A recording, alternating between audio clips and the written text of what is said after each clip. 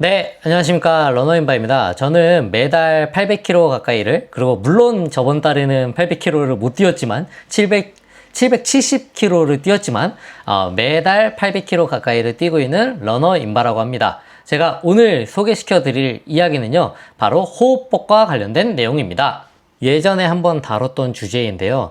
그때 제가 드렸던 내용, 그거는 이제 개인적인 경험에 근거해서 드렸던 내용이고, 오늘은 제가 조금 여기에 제 노하우 플러스 이제 과학적인 것들 내용들 찾아본 거, 그리고 이게 어떤 식으로 작용할지에 대해서 이제 좀 더 초보자들의 눈높이에 맞춰서 다시 한번 제작하였습니다. 한번 시작해 보도록 하겠습니다. 자, 오늘 영상은 많은 분들이 정말 궁금해 하셨을 내용인데요. 막연하게 어떻게 숨을 쉬어야 되는지, 숨 쉬는 게 거칠어지는 게 맞는지, 이런 것에 대해서 저한테 물어보시는 분들도 많고, 제가 활동하는 클럽에서도 이렇게 뛰면서 저한테, 호흡을 어떻게 해야 되나요? 이렇게 물어보시는 분들이 정말 많습니다. 근데 제가 사실 그런 분들에게 여태까지 대답을 드릴 때는 그냥 뭐 자연스럽게 하면 됩니다 라고 얘기를 드렸는데, 사실 그게 어느 정도는 맞지만 되게 무책임한 얘기일 수 있겠다라는 생각이 들어서 제가 관련된 내용들을 한번 찾아봤고요. 워낙 이런 걸 찾아보는 걸 좋아하기 때문에요. 그래서 그것과 관련해서 한번 설명을 드려보도록 하겠습니다. 네, 달릴 때 숨을 어떻게 쉬어야 되나요? 라는 얘기를 보통 하시면요, 이제 가장 크게 문제가 되는 점은 두 가지입니다. 바로 이제 입으로 쉬어야 되느냐, 코로 쉬어야 되느냐, 이게 바로 첫 번째 문제이고요. 그 다음에 호흡법은 어떻게 하는 게 되느냐, 몇 번에 한 번씩 쉬는 게 맞느냐, 이렇게 되는 게 크게 두 가지 문제가 있을 텐데요. 물론 뭐 여기에서 이제 호흡을 뭐 흉식을 해야 되냐, 복식을 해야 되냐, 뭐 이런 얘기도 나올 수 있겠죠. 근데 이거에 대해서 누가 알려주는 것도 아니기 때문에 조금 많이들 어려워하실 거라고 생각합니다. 그리고 물론 저 같은 경우에도 이게 정답이 없다, 대부분의 분들이 이렇게 얘기를 하실 거기 때문에 어렵다고 얘기할 수 있는데요. 오늘은 러닝호흡에 대한 관련된 이야기 제가 가볍게 한번 풀어보도록 하겠습니다.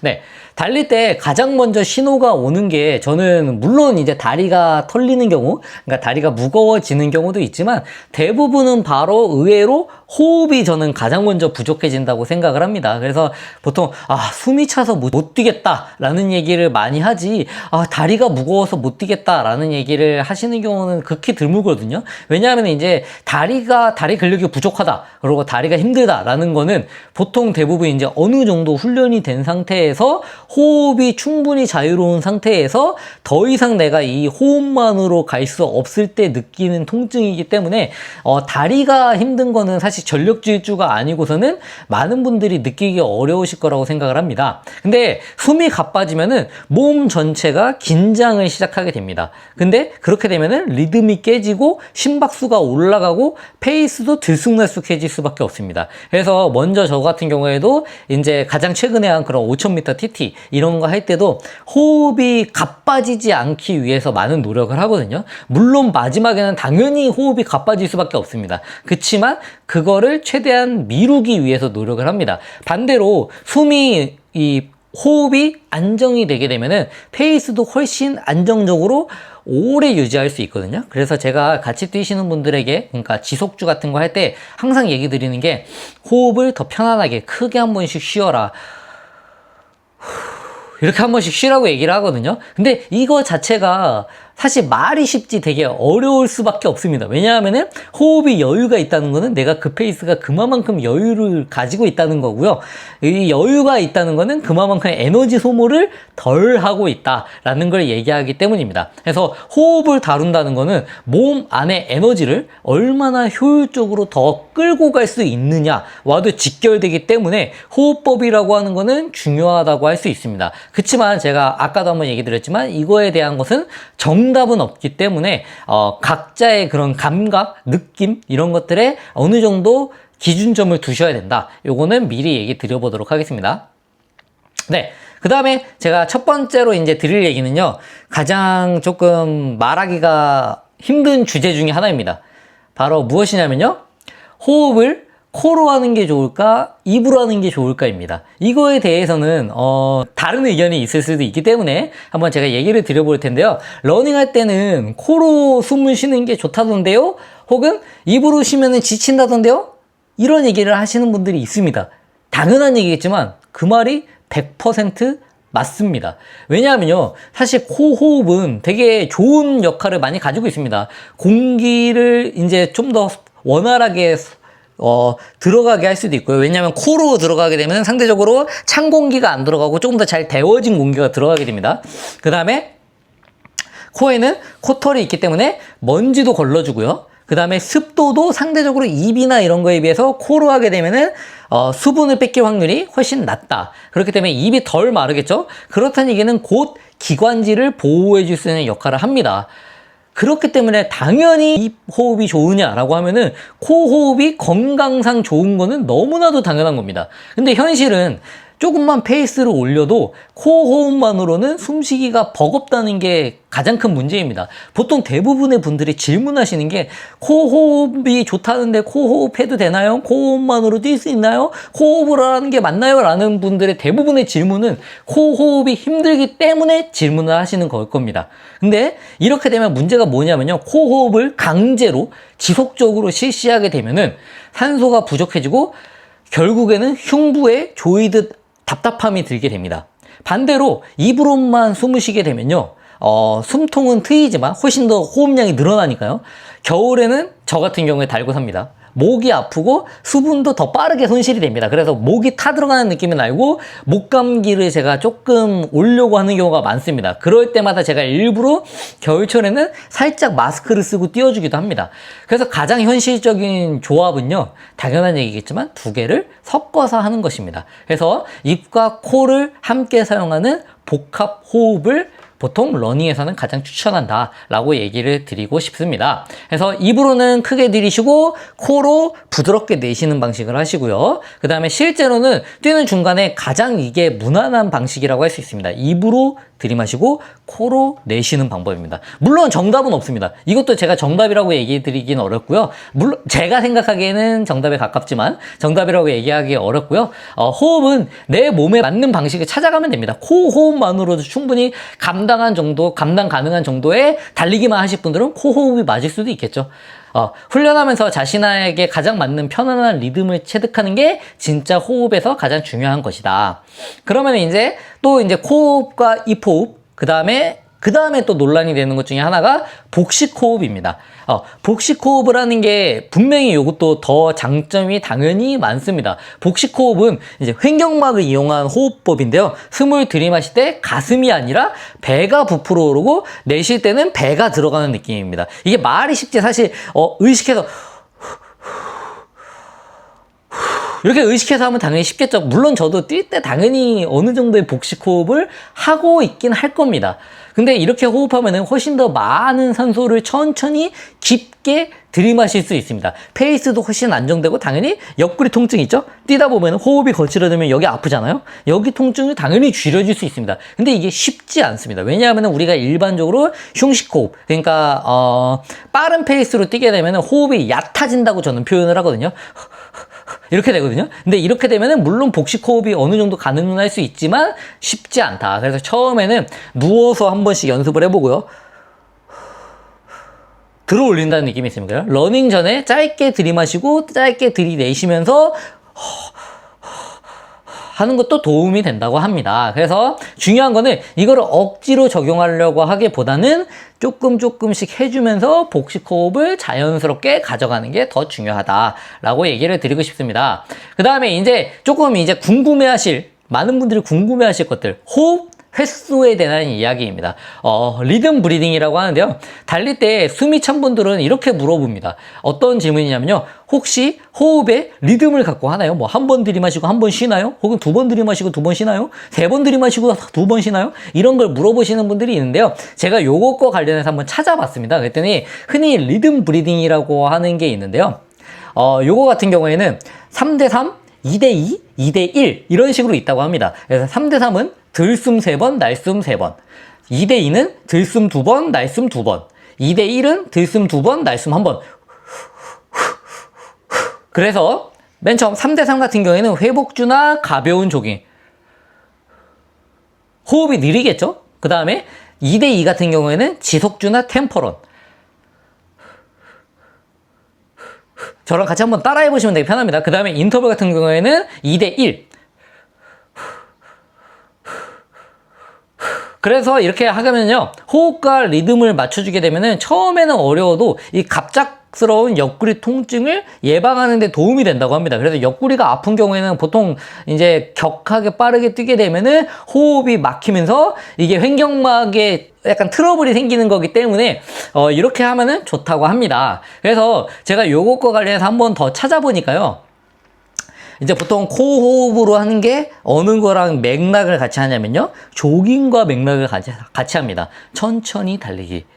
그 다음에 이제 보통 이제 입호흡을 해야 된다라고 하는 저 같은 분들이 얘기하는 건요, 당연히 같이 해야 된다 이렇게 얘기하시는 분들이 생각하는 거는, 어찌됐건 간에 빵런, 그러니까 빠르게 뛰는 것, 열심히 뛰는 것, 최선을 다해서 뛰는 거는 결국에는 호흡이 거칠어질 수밖에 없다 라고 저는 생각을 하거든요. 그래서 제가 이것과 관련된 과학적인 자료를 찾아보니까 저희가 흔히 최대 산소 섭취량을 테스트하는 그런 것들을 하잖아요. 그런 거에서 얘기하는 게 이제 PER이라고 있습니다. 호흡 교환 비율이라고 하는데요. 정확한 영어는 제가 발음을 잘 못하기 때문에 이건 자막으로 띄워드리겠습니다. 그래서 이 수치를 보면요, 내가 지금 지방을 태우고 있는지, 혹은 그러니까 지방을 위주로 태우고 있는지, 혹은 탄수화물로 달리고 있는지 평가할 수 있다고 합니다. 그래서 제가 이거 막 찾아보니까 자세한 막 화학식이 있는 거예요. 그래서 결론만 얘기하자면은 그겁니다. 포도당, 그러니까 탄수화물을 사용할 경우에는 산소를 더 많이 필요로 한다. 그렇기 때문에 PER의 값, 그러니까 PER이라고 하는 건 그 이산화탄소와 그 산소의 비율을 얘기하는 거거든요. 그 PER을 보면은 PER이 1대 1일수록, 그러니까 1에 가까울 1.0에 가까울수록, 그러니까 그 비율이니까요, 위아래로 분모와 분자에 넣는 거니까 1에 가까울수록 산소를 많이 사용하는 건데, 산소를 많이 사용하는 강도의 훈련일수록 탄수화물을 많이 쓴다 라고 생각해 주시면 되고요. 탄수화물을 많이 쓰는 기준이 1이라고 보통 생각을 합니다. 그래서 왜냐하면요, 이게 1, 그러니까 1일 경우에, 그러니까 뭐 66인가 그랬거든요. 그 화학식에서는요. 그래서 66인가 그래갖고 1대1이 된다. 그래서 어찌됐건 간에, 그러니까 3대2가 되고, 뭐 70%가 되고, 하나는, 그러니까 지방을 태울 때는 70%가 되고, 그 다음에 포도당을 태울 때는 1대1이 된다. 이렇게 제가 요약을 하자면 그렇거든요. 그렇게 됐을 때는 보통 고강도 인터벌이고, 고강도 인터벌은 산소를 많이 필요로 하고 PER 값이 1에 가까워진다. 그래서 1 이상이 되면은 무산소에 가까워지고요. 무산소에 가까워지면은 젖산 축적이 엄청나게 빨라지고 숨이 가빠진다. 그리고 0.85, 그 비율이 0.85 같은 경우에는 지방과 탄수화물이 적당히 섞여 있는 강도이다. 그래서 이거는 이제 중강도의 러닝, 시속주에 해당하겠죠. 그 다음에 0.7이라고 하는 거는 거의 대부분 이제 지방만 태우는 경우인데, 이 경우에는 저강도이다. 그래서 우리가 후반에 마라톤을 뛸 때 후반에 숨이 턱턱턱턱 막히는 거는 보통 PER이 1.1 근처까지 가기 때문이라고 합니다. 그래서 숨이 가빠지는 순간은 내 몸이 이미 탄수화물만 태워서는 연료 부족을 겪고 있는 거다라고 생각해 주시면 됩니다. 그래서 이거를 마라톤에 직접적으로 적용을 하자면요, 0에서 15km 지점까지는, 그러니까 선수 대상으로 연구를 한 결과라고 합니다. 0에서 15km 정도까지는 PER이 0.8에서 0.9 정도 사이를 유지했다고 합니다. 그래서 이렇게 되면은 안정적으로 지방도 함께 이용하면서 가는 겁니다. 그러다가 20km에서 30km 지점이 되면요, PER이 0.95에서 1.0 사이로 가게 됩니다. 이렇게 되면 이제 지방 연소에서 탄수화물 위주의 영향으로 가게 되고요. 위주의 전환으로 가게 되고요. 이렇게 가게 되니까 결국에는 탄수화물이 부족하게 되고 우리가 파워젤이나 이런 에너지를 섭취해야 되는 겁니다. 그래서 35km 이후에는 당연히 이제 무산소로 전환해서 미친 듯이 뛰어야겠죠. 그래서 이거를 훈련 중에 내가 알고 있으면 당연히 내가 페이스 유지가 가능한지 유지가 불가능한지 이거를 알 수 있습니다. 이거를 가장 정확하게 알 수 있는 건 당연히 장비를 측정하는 거겠죠. 그렇지만 우리가 장비가 없기 때문에 이거를 감각적으로 알 수 있는 방법이라고 하면은 제가 저번에 한번 얘기 드렸던 숨이 턱끝까지 차오르기 직전의 그 느낌. 그 느낌이 1.0을 넘기기 직전이라고 생각해 주시면 됩니다. 그래서 자, 그러면은 이제 실제로 어떤 식으로 러닝에 적용할 수 있냐라고 하는 거를 제가 몇 가지를 얘기 드려보도록 하겠습니다. 저 같은 경우에는 아침에 일어나서 혹은 자기 전에 복식 호흡을 조금 연습을 해주고 있습니다. 요거 한 2, 3분 정도를 쭉 꾸준히 해주고요. 그 다음에 워밍업을 할 때는 충분히 아까 얘기 드렸던 3대 3을 유지하려고 합니다. 이 정도로 유지하려고 합니다. 그래서 중간 훈련에서는 계속 지속주에서는 계속 한 번씩 환기하면서 내가 페이스가 숨이 거칠어지지 않는지 이런 것들을 한번 테스트 해주고요. 그 다음에 막판에 페이스업을 할 때는 이 정도로 해주고요. 그 다음에 물론 이제 전력을 뛸 때는 그냥 호흡 상관없이 그냥 뛰어버립니다. 그 다음에 쿨다운 할 때는 다시 3대3, 4대4 이런 식으로 내려주면서 저는 훈련에서 호흡법을 이런 식으로 가져가고 있습니다. 그래서 자기만의 호흡법 루틴을 찾는 과정이라고 저는 된다고 생각을 하고요. 그 다음에 호흡은 가장 기본적이지만 우리가 누구도 알려주는 사람이 없다고 저는 생각을 합니다. 그리고 제 주변에서도 사실 뭐 호흡과 관련해서 그냥 이렇게 쉬어라 뭐 왼발에 뭐 오른발에 뭐 이렇게 얘기하시는 분도 있고 사실 호흡법이라고 하는 건 사람마다 너무나도 다양하기 때문에 그렇게 중요하게 얘기를 안 해준다고 할 수 있는데요. 제가 가장 핵심적인 부분은 그거라고 생각합니다. 아무리 내가 마라톤 선수여도, 마라톤에 나가더라도, 엘리트 선수여도, 이게 제가 이렇게 뛸 때, 그 마라톤 선수들이 뛸 때 이렇게 그런 호흡이나 이런 것들을 가까이서 찍을 때 보면요.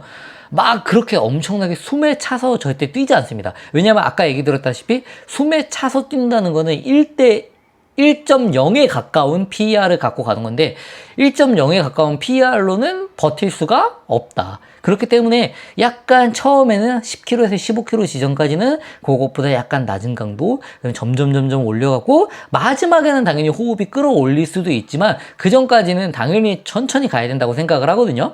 그래서 호흡은 러닝에서 가장 기본적이지만 배우기도 가장 어려운 거라고 저는 생각을 합니다. 그래서 달리기의 목적에 따라서 제가 여러 번 얘기 드리는 거지만 달리기의 목적에 따라서 신발도 달라야 되고 호흡법도 달라야 되고 운동 방법도 달라야 한다라고 저는 생각을 하고요.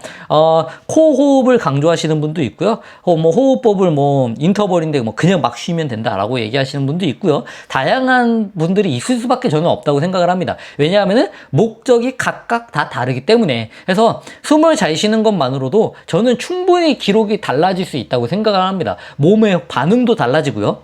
그래서 저 같은 경우에는 이렇게 가끔 기회가 되면은 엘리트 선수들 뛰는 것도 이렇게 구경도 하고요. 그 다음에 마라톤 대회도 가끔 이렇게 보는 것 자체가 그 특유의 그 리듬이 있습니다. 이렇게 뛰는 리듬. 저는 그 리듬을 아직도 저는 찾아가고 있는 과정이라고 생각을 하거든요. 리듬이나 이런 데서 많이 부족하다고 느낍니다. 그래서 이런 것들을 저도 계속 충분히 보완해가고 있는 과정이기 때문에 꼭 어렵게 접근하지 않으셔도 됩니다. 오늘부터 천천히 내가 편안한 리듬을 찾아보는 것부터 시작해 보시면 좋을 것 같습니다. 우선 저도 최대한 코 호흡을 하려고 하는데 제가 워낙 비염이 심하고 특히나 이런 꽃가루가 많은 시기에는 코 막 비염약도 계속 먹거든요. 그래서 계속 최대한 그 알러지도 케어하면서 하고 있는데 어찌됐건 간에 요약하자면 호흡이라고 하는 거는 각자 자신만의 스타일을 찾아가시면 좋겠습니다. 그래서 제가 오늘 아까 한번 요약을 해드리자면요. 복식 호흡이 더 좋다. 당연히. 그 다음에 입호흡과 코호흡을 같이 복합적으로 씌워주는 게 중요하다. 그래서 호흡을 잘 하는 것만으로도 페이스가 충분히 안정될 수 있다. 그 다음에 PER이라고 해서 호흡 교환 비율이라고 하는 게 있는데요. 이거에 따르면 결국은 천천히 뛸 때에는 코 호흡만으로 충분히 감당 가능하다. 이때는 지방이 많이 연소되는 구간이다. 그치만 이제 이 페이스가 올라가게 되면 코 호흡을 벗어나게 되면 입으로 쉬게 되면은 입이랑 같이 복합 호흡을 진행해야 되고 복합 호흡에서는 이제 탄수화물의 그 사용량이 급격히 늘어나고 이때는 2대1이나 혹은 1대1 정도의 가쁜 호흡을 쉴 수밖에 없다라고 정리를 해드리도록 하겠습니다. 이상 러너 임바였습니다. 제가 다음에 또 좋은 정보, 재밌는 정보로 한번 찾아와 보도록 하겠습니다. 제가 이렇게 막 어떤 영상을 찍는다고 하고 못 올리는 것들이 있는데요. 찍어보고 갈아엎는 것들이 되게 많습니다. 그래서 아마 요 영상이 올라갔다면 그나마 내가 보기에 요게 좀 다른 사람들에게 추천해주고 싶다라고 해서 올리는 거니까 한번 즐겁게 봐주시고요. 이상 러너 임바였습니다. 감사합니다.